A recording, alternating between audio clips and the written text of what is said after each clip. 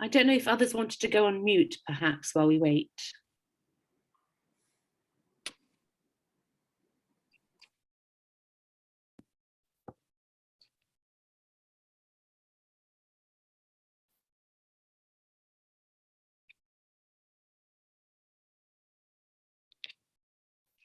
Hi, Ali, I can see you've got your hand up. I don't know if you intended to do that.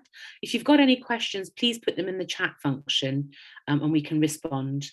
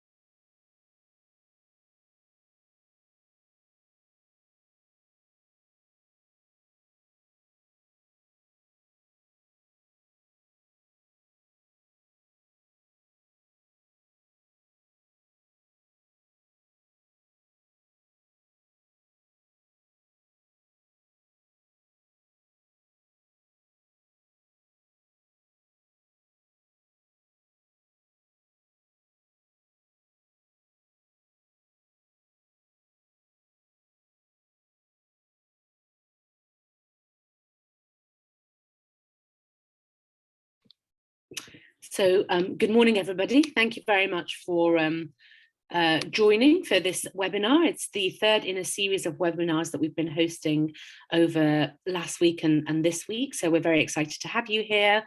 Really just to say a few things. So firstly, thank you very much, Augustin from the World Bank and Julia from EIB, who will be taking us through some practical details on the GAP Fund. They've been working very closely with obviously City Networks. I'm Asma Gina from the Global Covenant of Mayors for Climate and Energy, but of course we've got other partners such as C40 and ICLEI as well that we've been working very closely with. In terms of just some of the practical elements, the technical elements for today, you won't be able to unmute yourself just because we're expecting quite a large group of attendees for this call. But please, if you do have any questions, put them in the chat function, and then we've got an opportunity sort of 30 minutes or so into the session to be able to respond to your questions directly. If you've got any tech issues, please reach out to Ian, who you'll see there, or to Duru, and they'll be able to help you troubleshoot those. So without further ado, just to say thank you very much again, and Augustin, I'll hand over to you.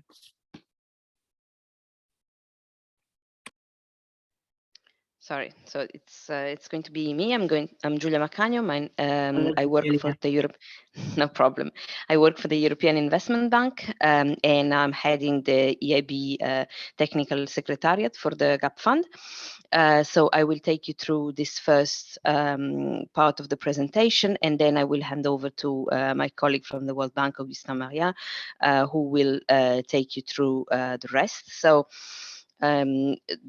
The first thing we would like to discuss with you is why do we need the GAP Fund, and what is the GAP Fund supposed to help with?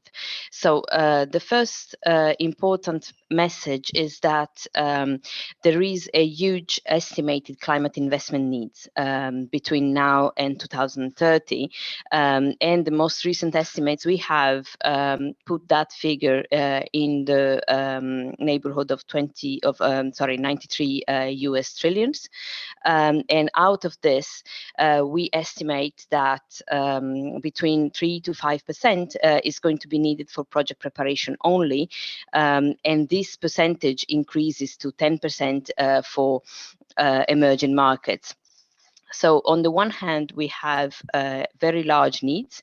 On the other hand, we also have investors, public investors, but also private actors like private companies and so on, that are very interested in increasing their urban climate finance flows, and they have increased their commitment.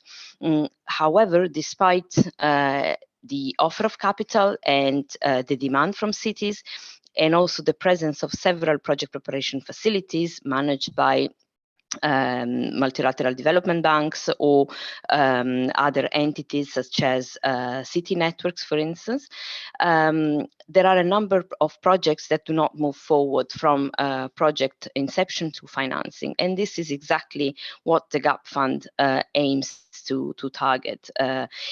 So if we go to the next slide, please, I can explain very quickly what we see as the climate project planning and development cycle. So this, as you see, is a very schematic summary of the different phases that the project goes through. And it starts from the planning phase, the strategy development, mostly at the city level, to go then to the project definition, the concept, and the pre-feasibility studies, and also later on to full feasibility, where the actual structuring and the project preparation is implemented. And finally, it moves to the transaction phase, where the investment can actually take place, and the implementation, where the construction and operation of the facility can happen. So the GAP Fund will focus its activities on the first two of these phases, providing support in the planning and strategy development phase, and up to the pre-feasibility stage. And the reason we will do that is because indeed this is where we have identified that the key gap exists in what is available to cities today. So in a nutshell, indeed, the GAP Fund will, the next slide, please. In a nutshell, the GAP Fund will focus on cities. Why? Because cities are central to meeting the ambitious targets that governments and other actors have taken as part of the Paris Agreement. However, cities, particularly in low and middle income countries, often struggle with developing climate-friendly and resilient infrastructure projects because of internal capacity issues. So what does the GAP Fund provide? It focuses on providing support to cities for early stage preparation and technical assistance in developing the project. So we'll get back to that later on in the presentation. However, I just want to stress that the GAP Fund does not provide investment and financing for the actual implementation of the project. It will support their preparation through grants. Who is involved? A number of actors, of course, in particular the donors, for the time being the German government and the Luxembourgish government.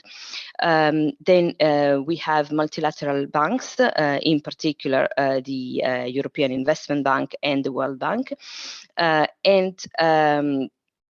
We have also, at the EIB in particular, we are cooperating very closely with GIZ, the German cooperation agency, to deliver the GAP Fund's mission and activities.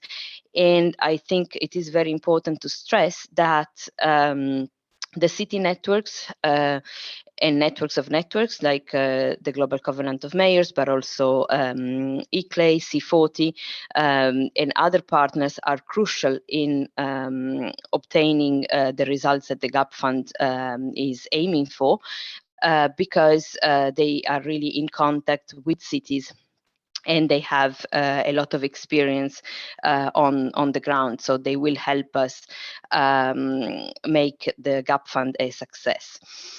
How does this work? We'll get back to that in a second about concretely about eligibilities, and you will see in this presentation examples of projects that can be supported by the GAP Fund.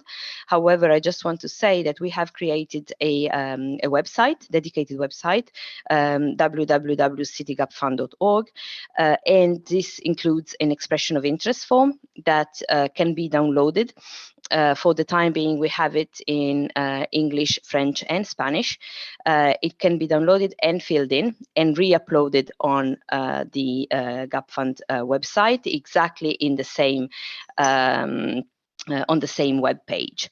So we'll get back to that in a moment in more detail, but this is very important to stress. Now, the GAP Fund offers a wide range of project preparation support. It goes, as we said, from the more upstream activities, from supporting cities in developing their climate strategies, for instance, or analyzing and assessing the climate potential of their existing strategies and plan and investment programs. It includes also capacity building at the city level, but specifically for the development of low carbon and climate resilient urban development. And it can also support the prioritization of investments as part of a climate strategy or an investment program that the city may have already developed. If we go further downstream, so once the setup is already in place, the GAP can provide support in defining the concept of the project, preparing or contributing to pre-feasibility studies. It can also provide help in defining the appropriate structuring in terms of financial structure for different types of projects. And it can provide help in matchmaking the project with additional support, because we all recognize that the projects supported by the GAP Fund will need additional technical assistance, especially because the GAP Fund intervenes so early on in the project cycle. Finally, there are other gaps that occur in the project preparation cycle. So this is not an exhaustive list. We will look into every project separately, and we will provide the most appropriate type of technical assistance, and the scope of the technical assistance will be defined on a case-by-case basis. So in terms of eligibility criteria, we have a geographical criteria. So cities in countries that are part of the OECD DAC list are eligible. So all low and middle income countries that are on the OECD DAC list. This list is public and available on the OECD website. So it is very easy to check whether a country is part of this list or not. We are talking about climate projects, and it is important to stress that we are focusing on both project for climate mitigation and adaptation.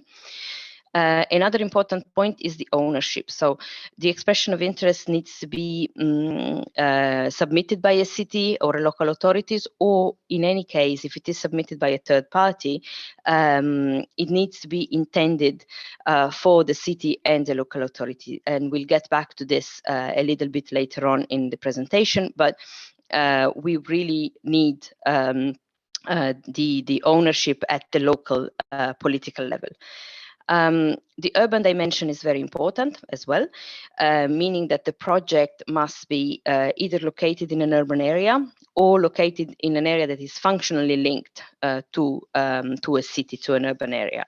Just to give you a quick example, a waste management facility or recycling center that is located outside the boundaries of the city but serves a specific municipality or group of municipalities will be considered as urban. On the other hand, a renewable energy project that is located next or in the proximity of a city but produces electricity that is then that then feeds into the grid will lack this urban character, so it will not be considered eligible for the GAP fund. And then the stage at which the project needs to be.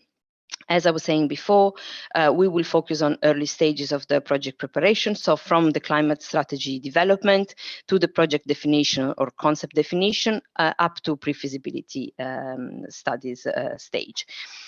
And finally, in terms of the sectors, so we have here a quite broad definition of sectors that are eligible as climate activities. And they range from sustainable urban mobility to energy efficiency, including small renewables, waste management, water and wastewater management, and then of course anything linked to the greening of urban areas, the use of nature-based solutions and green buildings, adaptation to known vulnerabilities due to climate, and then of course affordable housing with a specific energy efficiency focused, circular economy approaches, and also I think it's important to mention multi-sector and area-based investment programs, and these are investment programs that are made at the level of the city, and as long as they are coherent and they are climate-based, climate-focused, these can be considered eligible. So next slide, please. So this is a very important message, the fact that the GAP Fund is one initiative. So it requires different implementing partners for its success. And we have mentioned already the World Bank, the European Investment Bank, and GIZ as the key implementing partners. However, it cannot work without the cooperation of other partners, in particular GCOM, C40, ICLEI, and also the CCFLA. And we are indeed trying to network very closely with these actors to make sure that we can reach the GAP Fund's objective. Just a final word on how the GAP Fund is structured. So as I said, this is one initiative, but it includes two multi-donor trust funds. One managed by the World Bank and one managed by the EIB. And the EIB will, as I said, operate in very close cooperation for its part of the implementation of the GAP Fund with GIZ. So I think this concludes my first bit of the presentation. I will leave the floor now to Augustin to continue and take you through the rest. Thank you very much. Thank you, Julia. And hi, everyone. I'm Augustin Maria. I'm the program manager for the World Bank Gap Fund. In this second part of the presentation, I'll tell you a bit more about how the Gap Fund works and give you some information and maybe some tips on how to think about the expressions of interest that you could submit for Gap Fund support. So first, how the Gap Fund works in practice. So when a city submits an expression of interest, this EOI is submitted through the Gap Fund website that Julia just mentioned. And after it's received through the Gap Fund website, it goes both to the World Bank and EIB secretariats. And we meet every 2 weeks to review all the EOIs that have been received in the last period. We first determine whether the EOI is eligible or non-eligible based on the criteria that Julia just presented to you. If the EOI is not eligible, then we will send you a response explaining the reasons for non-eligibility and maybe providing you some advice on how to revise the EOI, maybe to clarify some information to make sure that the next submission could be eligible.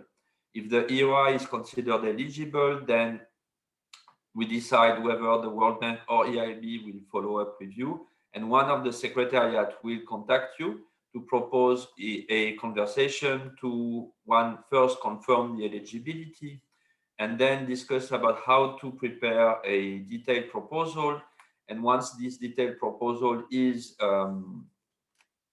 finalized and the grant is approved, then the technical assistance will be deployed. As mentioned, there is no grant to the cities. The grants only finance technical assistance that is provided directly by World Bank or EIB in partnership with GIZ. So the Gap Fund has been open for business for a few months now. Over the last 6 months or so, we have received 91 expressions of interest. Out of these, 40 were considered eligible, 22 required follow-up for confirming eligibility, and 29 were considered non-eligible. As you can see, we have received EOIs from cities in all the countries, all the regions of the world. Now, a few tips on how to work on your expression of interest. First, to make sure that the expressions of interest can be considered eligible, think about 3 specific dimensions and try to make the document as clear as possible on those 3 dimensions. The first dimension is who is applying and on behalf of which city. As we mentioned, the eligible applicants are cities or specific services, specific agencies working for the city. So when an applicant submits an expression of interest, this person should clearly state his or her identity, but also his or her link to the city. So if the applicant does not work for the city, then it should be clear how that the application is on behalf of the city, and there should be ideally a contact of someone in the city administration and a confirmation of the city knowledge and ownership of the application. The second dimension is the climate focus. The City Climate Gap Fund really has a clear mandate on helping cities achieve their climate ambitions. So we want to see this come out clearly in the expression of interest. If possible, try in the expression of interest to present the estimated scale of the climate impact of the activities that you would like to carry out with the Gap Fund support, and also present the information available on the co-benefits of those activities, such as health, quality of life, jobs, etc. The third dimension is the stage of the project and the type of assistance, the specific type of assistance that you would require. As Julia presented to you earlier, in the long chain of project preparation and implementation, the GAP fund support is really focused on the two early stages, which are strategy and planning, and early stage project preparation up to pre-feasibility. So when you submit an expression of interest, beyond describing the project itself, also make it very clear which stage of the project preparation you are requesting support for. And as we mentioned earlier, the GAP fund does not support project implementation. So if you are looking for the actual financing of a project, you should consider other types of support windows. So we'll come back to it later. The GAP fund website has a very useful FAQ section where you can find answers to a lot of questions that you might have when you will be preparing expressions of interest. But we thought that it would be useful to share with you a few answers to the questions that have been submitted frequently through the queries section of the GAP fund website. So first, are NGOs, associations eligible GAP fund beneficiaries? So the short answer is no, because the eligible beneficiaries are really cities and local authorities or entities acting on their behalf. The expressions of interest can be submitted by NGOs or associations if they are submitting this on behalf of the city. And the specific example we'll see below are associations of municipalities submitting an expressions of interest on behalf of multiple municipalities. Second question, does the GAP fund provide financing for project implementation? So I just mentioned that no, the GAP fund does not provide financing for project implementation, only technical assistance for early stage project preparation. Does the GAP fund recruit freelance consultants or accept job applications? So right now there are no positions open directly for the GAP fund. The GAP fund secretariats at the World Bank and EIB are fully staffed. When there is technical assistance being implemented in a specific city, either the World Bank or the EIB with GIZ will hire directly the consultants working on the technical assistance. So there might be opportunities for individual consultants or firms to work on those specific technical assistance, but those are not managed by the secretariats. They will not be advertised on the GAP fund website. Any opportunity for individual consultants or firm would be advertised through the standard procurement disclosure pages for the World Bank and EIB. Can the cities and local authorities share the financial support they receive from the GAP fund with NGOs, associations working with them? As we mentioned earlier, the technical support is provided directly through World Bank or EIB. There is no flow of fund between the GAP fund and the cities. So there is no possibility for cities to receive grants and then provide some financial support to organizations within the cities. It is possible for local actors, local firms, local NGOs, local universities to participate in a competitive process that would be open when selecting entities that could carry out the technical assistance. But again, these competitive processes will be implemented by the regional teams of either the World Bank or EIB and GIZ, and any competitive process will be advertised through the standard institutional channels, not on the GAP fund website.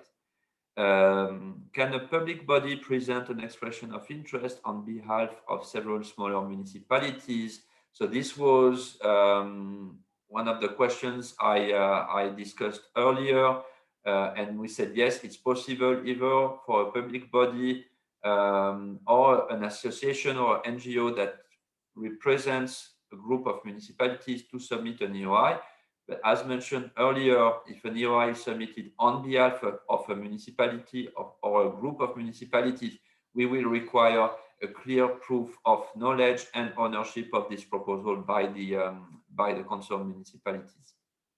So in the next slide, we are going to give you some examples of the type of projects for which you could potentially request GAP fund support. We are going to give you two examples of what we call upstream projects. So the first phase that Julia mentioned earlier, which is the strategy and planning phase, and then two projects more downstream in this early stage project preparation phase. Those are only examples. Any project that fits the eligibility criteria would be eligible for support. These are just examples to give you an idea and maybe inspire you. So the first example is the development of a city climate action plan. So if your city does not yet have a climate action plan, this is something that the GAP fund can help you with. And for example, the type of technical assistance that would be involved could include carrying out a greenhouse gas emissions inventory for your city, a climate risk and vulnerability assessment, scenario planning, and the identification and prioritization of actions that would allow you to reduce greenhouse gas emissions. And based on this climate smart capital investment planning to identify a set of specific investment that you could implement in the coming years. Another example of upstream project could include the development of climate smart design guidelines.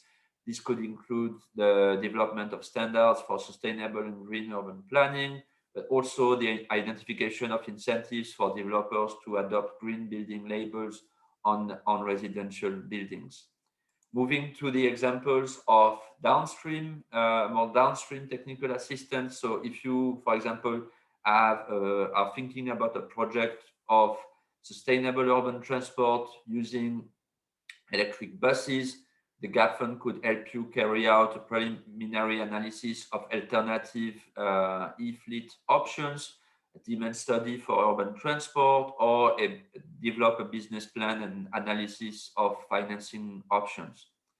Last example, if you're thinking about urban green, developing urban green areas and nature-based solutions, this is also something we can help you with. For example, helping in carrying out a preliminary cost-benefit analysis or a climate risk and vulnerability assessment for the specific areas. So moving to the last part of the presentation, we wanted to share with you and invite you to check the City GAP Fund website that was mentioned earlier by Julia. So the website includes a lot of the information that you have just seen in this presentation on what the GAP Fund offers, what are the eligibility criteria. We'll hope to populate the stories section with result stories when the specific technical assistance supported by the GAP Fund move to the implementation stage. We have a news and event section which identifies relevant conferences, knowledge sharing events that could be useful for you and your partners. We have a frequently asked question section, and we'll come back to it in the next slide. A knowledge hub, the contact of the two secretariats, and the possibility to apply for support by downloading the expression of interest template and then uploading it to the website. I mentioned the frequently asked questions, and I really encourage you to go and check the content of this section when you work on expression of interest. It includes a lot of answers to the questions that you may have when filling the EOI form. We also have a knowledge hub that gives you access to key knowledge and the latest news on the different dimension of building a climate smart city. We also have links to resources from our different partners. So for example, the Cities Climate Finance Leadership Alliance, the CCFLA, has developed a Green City Finance Directory that identifies the project preparation facilities that could help you take the project from the early stage preparations where the GAP fund could help you to the further stages of project preparation. Also, if you have a project that is already advanced and therefore would not be eligible for GAP fund support, this could help you identify project preparation facility that could onboard this project and take it to the financing and implementation stage. Another important resource from our partner C40 includes their own knowledge hub with additional resources on how to develop climate smart cities, and particularly the Climate Action Planning Resource Center, which includes a very detailed description of the process of developing a city climate action plan. So if your city is thinking of developing its own climate action plan, this is a very useful resource. And finally, our partner ICLEI, as part of their Transformative Actions program, has a TAP resource center that includes useful resources on particularly on climate finance. And this concludes our presentation. Thank you very much.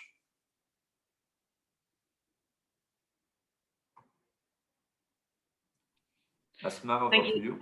Thank you very much. Thanks, Julia and Augustin, for that really informative presentation. We've got a few questions coming in, and I'll just take them in the order that they've come in. So the first one is, for the eligibility criteria, are climate transition projects also eligible? So I think I can start with this one. Yes, the short answer is yes. Of course, it depends on the project, but indeed, if I interpret your question correctly, if you have a project that, for instance, moves the city from the use of certain technologies, let's say you have diesel buses in your public transport system and you want to move to something that is more climate friendly, like electric buses, that would work. The only important thing that you need to be reminded of is the urban link. So if you have, for instance, an industrial plant that is located within a city that would need to transition to another technology, that we can look into each proposal separately, but it has to be for the benefit of the city. So if the company that benefits is a private company and it has limited impact on the territory and on the city, on the quality of life of your residents, I think we would exclude that. So I guess the answer indeed is yes in principle, but we need to look at each expression of interest individually. Augustin, if you want to chip in on this. No, nothing to add, and I think that the answer is clear. Climate transition is clearly a part of what the GAP fund can support with, both the decarbonization and the adaptation. But as you mentioned, Julia, the GAP fund would not support private actors like companies. Great, thank you very much for making that very clear. If there are any follow-on questions, please do put them in the chat as well, or feel free to reach out after the webinar. The next one is from Panagiotis. Great to have you on the call. 2 questions. Says very, very interesting presentation. Thank you. The first is there a template or suggested table of contents for the pre-feasibility study or report? I'm not sure quite. I think, is that the expressions of interest perhaps? I'm not sure, Julia or Augustin, how you've read that question. Yeah, so I think there's a need perhaps to clarify a couple of things. So when we review, I mean, the only thing you need to submit is the expression of interest form.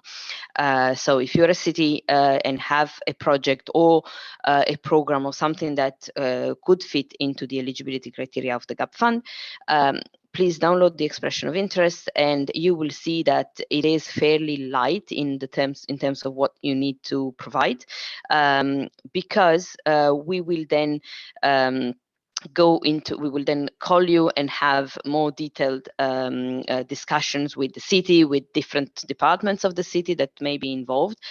So indeed, what you refer to seems to be more the output of the GAP fund technical assistance. So you don't need to have so you don't need to do yourself a pre-feasibility study. If your project is selected and the consultants or experts that the GAP fund will will make available to the city, then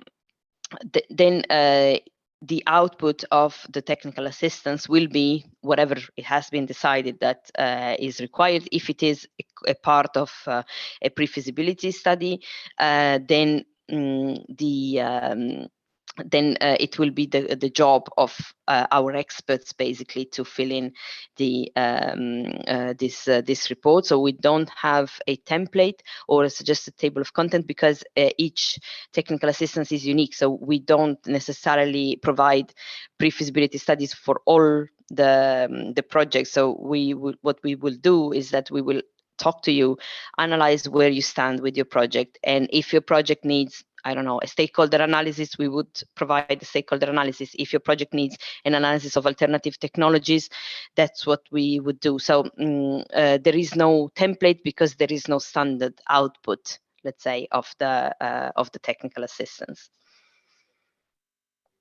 Maybe just to add, the only template that we have is the one for the expression of interest. It's very short. So if you know perfectly what you're looking for, you could probably fill the expression of interest in 30 minutes. It's good to take more time to make it as clear as possible and make sure that it's eligible. If you have any questions, you can send your queries through the GAP Fund website. We try to answer as quickly as possible. A lot of questions have been already answered in the FAQ. So make sure you check this. And as Julia mentioned, in any case, if your expression of interest is confirmed to be eligible, we will call you and we will have this discussion where we can have really a discussion and help you precise what type of support would come. And I think the question was whether the GAP Fund experts would support with advice. So just to confirm, so if you need a pre-feasibility study, we will work with you to develop the terms of reference of the technical assistance, and then we will hire on this basis probably a consultancy firm that will then help you prepare this study. Thanks, Augustin, for taking the second half of that question as well. I think that was really clear. So thank you both. Connected question in terms of filling out, it says application forms, but as you just explained, it's really just the expression of interest that takes a very short time. So Indrajit's question is, do you provide more focused webinars training for filling out the application forms? WWF works with many cities globally and would like to support these cities to fill out these forms. Sometimes cities don't have expertise or time to do this on their own, so we would like to support and encourage them to apply. So maybe I can take this one. So as of now, we are not providing more specific webinars or training for filling out the application form. What we try to provide in this presentation is what we believe really is the level of information a city would need to fill out its expression of interest. We are planning to propose more hands-on support through our partners, so GCOM and the other cities network. So one message is really when you work with a city, try to bring in, if possible, the different partners. So the city network that the city might be used to working with, and feel free to also let us know if you are working with a city preparing an EOI. We're happy to hear from you before you submit the EOI. We can potentially also connect you with local World Bank, EIB, or GIZ teams that could also provide you some feedback on the ideas that you're working on. And maybe just to complement, if I may, we have on the same page where you have the expression of interest, you have also the possibility to send a query. So it is easy to, so this email address is read basically by both the EIB and the World Bank team. So we can definitely get back to you if there are specific doubts on how to fill in a specific question. However, when you will see the expression of interest, you will notice that it's really mostly ticking boxes. And there are a couple of open-ended questions in which really what we want to see is that the city has identified the problem and has thought of a potential solution, and we want to see basically, so there are no right or wrong answers, is really to see where you stand in the thought process of defining your projects, and then we will then get back to you and do the detailed assessment anyway together with you. So or the city if this is the WWF indeed asking the question. But it is very good and very important for us if you support the cities. So yeah, anything specific, any particular question, feel free to ask. We'll try to get back to you as soon as possible. I don't know if you're seeing my screen. I just wanted to show everyone the part of the website that Julia was referring to. So if you go on the website citygapfund.org, you will see the different sections. Through the contact section, you can send a message, and as Julia mentioned, the message will be read by both secretariats, and you can also access the section to apply for support, where you can download the free EOIs. I mean the EOIs in the 3 different languages available, and then submit the EOI through the website. Really helpful. Thank you both. A couple more questions. So is there a deadline for submission, or is it a running call for inquiries? It's it's ongoing and it's open, so we will take expressions of interest as they come. However, the reason why we don't have a deadline is really to help to leave the cities the time to make sure that they prepare the expression of interest correctly. So don't rush. Take the time to discuss with different parts of the city or partners you're already working with, so that if the expression of interest is well filled in, it facilitates our task and also speeds up the whole process. So don't rush. Yeah. Maybe to give you some idea of the timeline. So when you submit an EOI, as we said, within 2 weeks, we will discuss this EOI, and we hope we'll come back to you one way or the other within the following 2 weeks. So when you submit an EOI, you should expect to hear back from us within a month. Then we'll have this process where we'll exchange with you and further precise the ID, confirm how this could be implemented. This can take another 1 or 2 months before we are able to actually start the activities. So just to manage expectations, when you submit an EOI, you can expect to hear from us within a month.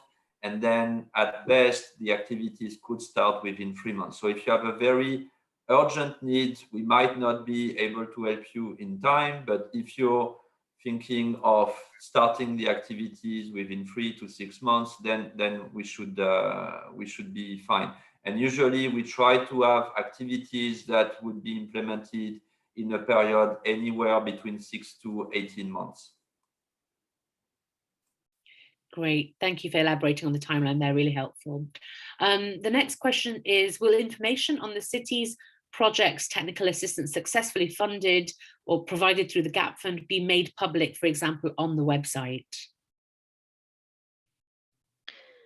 So there are, of course, confidentiality reasons, so we will not necessarily share all the information that we have. But what we do plan to do is indeed to share stories on our, I think we have a tab on the website that is called Stories in particular, really to provide examples of successful TA deployed. So the stories will not be only what we have done in different cities, but this is really a way for us to publicize and to show what the GAP Fund can do. And we are also planning, of course, for successful examples. To maybe use them as case studies or as examples in presentations that we do, or events that in which we would publicize the GAP Fund. So it will not necessarily be a one-to-one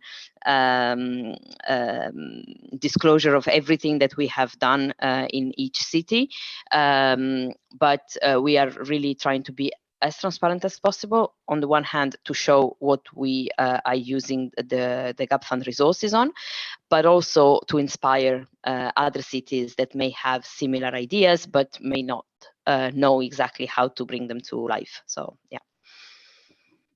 Great, thank you, Giulia. Maybe Augustin? just to add, so as Giulia mentioned, we'll try to have as many stories and useful references on the GAP Fund website. At the technical assistance level, our institutional rule, at least on the World Bank, defines that all products of technical assistance are to be made public by default. There might be exceptions, but the default is that all projects of technical assistance are public. So most of the technical assistance reports that will be published, that will be produced on the World Bank side, we have an institutional mandate to make them public through the World Bank website. And of course, when relevant, we'll link to these reports on the GAP Fund website. Great, thank you. Just a reminder that we've got a little bit of time, but if you want to send through any more questions, we've only got one more of a comment than a question to go through. So if you have any pending questions, please send them through the chat or the Q&A function now. The last point again is to say a very interesting presentation. Thank you. UNDRR helps cities to conduct a resilience assessment to identify gaps on risk reduction and resilience building. Many times cities identify a lot of actions related to what is covered by the GAP Fund. We'd be interested to promote the City GAP Fund and introduce cities to these EOI forms and other requirements if this is okay with you. Looking forward to collaborate. I've also had a reach out from a colleague of yours, Mutharika, Helena Montero, but on this specific one, maybe Augustin and Giulia can kind of share how you might take forward an opportunity to collaborate.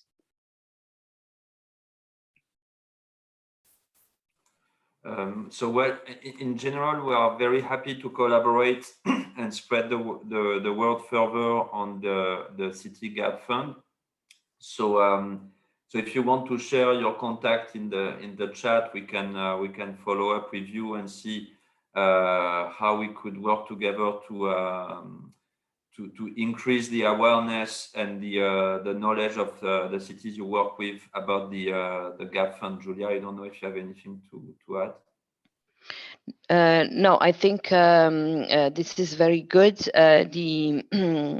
Indeed, when we talk about resilience and risk reduction, I just wanted to make the point that not all resilience and not all risks are climate. So we would need to be precise with the focus, but definitely we are trying to reach out to as many entities as possible that work in this space. So yeah, I think that's very welcome indeed, and you can really send us information either through the email that you find on the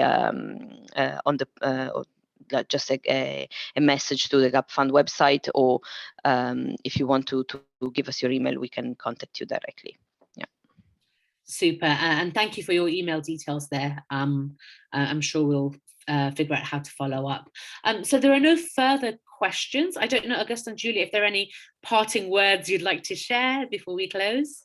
Maybe one information worth mentioning is that we will try to post the links to the videos of this webinar, the other webinars that we've done in the last few days.